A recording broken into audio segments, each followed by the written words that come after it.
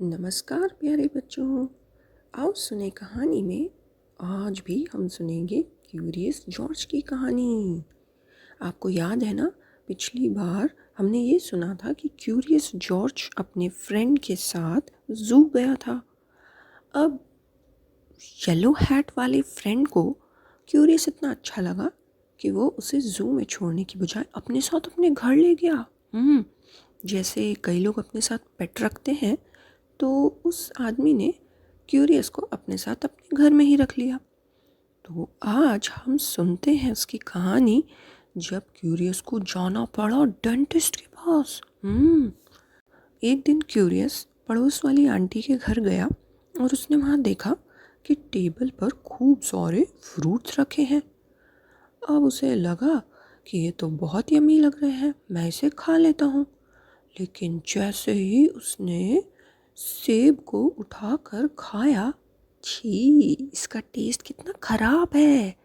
तभी पीछे से आंटी दौड़ती हुई आई और बोली, अरे ये क्या किया, ये तो नकली फ्रूट्स हैं, ये वैक्स के बने हुए हैं, पहले पूछ तो लिया करो। और तभी वहाँ उसका दोस्त भी आ गया। अब क्यूरियस के तो दांत मुंह में दर्द होने लगा। तो उसके फ्रेंड ने बोला, क्यूरियस, ये नकली फ्रूट्स थे और अगर तुम्हारे मुंह में दर्द है तो वो थोड़ी देर में ठीक हो जाएगा, चलो घर चलते हैं। अब घर जाकर उसके मुंह में हल्का हल्का दर्द था, तो वो रात को सो तो गया, लेकिन उसे नींद नहीं आई। और सुबह होते तक तो उसका दर्द इतना बढ़ गया कि वो बिल्कुल कुछ खा भी नहीं पा रहा था। तो उसके दोस्त ने सोचा, चलो अब तो तुम्हें डेंटिस्ट के पास ले जाना ही पड़ेगा, हो सकता है तुम्हारे दांत में कुछ प्रॉब्लम हो। तो उसने डेंटिस्ट को फ़ोन किया और अपॉइंटमेंट ले ली। अब डेंटिस्ट के पास पहुंचते ही क्यूरियस को डर लगने लगा, पता नहीं यहाँ पर क्या होगा, पता नहीं यहाँ कौन होगा। और वो डर के मारे वहाँ से भागकर एक फूल के पास चला गया। ऐसा एक्ट करने लगा कि वो फूल तोड़ने गया है। तो उसके फ्रेंड ने उसे समझाया, जॉर्ज, फूल बहुत अच्छा है, लेकिन हमें अंदर जाना ही पड़ेगा, तभी तो तुम्हारे दांत का दर्द ठीक होगा। जब वो अंदर गए तो जॉर्ज ने देखा, अरे यहाँ तो बहुत सारे बच्चे बैठे हैं और वो खूब सारे गेम्स, बुक्स वगैरह से खेल रहे हैं। लेकिन तभी उसने देखा कि एक छोटा बच्चा अपनी मम्मी की गोद में रोते हुए अंदर जा रहा था। ये देखकर तो जॉर्ज और डर गया, और जैसे ही जॉर्ज की बारी आई तो वो और ज़्यादा घबरा गया। अंदर जाते ही वो अपने दोस्त से चिपक गया। उसने देखा कि वहाँ पर एक सिंक थी और एक बहुत बड़ी चेयर थी लेटने के लिए। वहाँ पर एक स्टूल भी था डेंटिस्ट के लिए, और एक लाइट भी लगी हुई थी। और उसके अलावा वहाँ खूब सारा सामान भी पड़ा हुआ था। पर जॉर्ज अभी भी उस कुर्सी पर बैठने को तैयार नहीं था। तो उसके दोस्त ने कहा, चलो जॉर्ज, पहले मैं ही अपना चेकअप करा लेता हूँ। और वो डेंटिस्ट की चेयर पर जाकर बैठ गया। अब डेंटिस्ट उसका चेकअप करने लगी, और चेकअप करते करते गलती से उसके गम्स में जरा सी सुई लग गई। तो उन्होंने आवाज़ निकाली, जिसे सुनकर जॉर्ज और ज़्यादा डर गया और वहाँ से भाग गया। भागते भागते वो क्लिनिक के हॉलवे में चला गया, जहाँ और खूब सारे दरवाजे थे, और वो अलग अलग कमरों में दरवाजे खोल खोल कर देखने लगा, जिसकी वजह से बाकी पेशेंट्स को परेशानी होने लगी।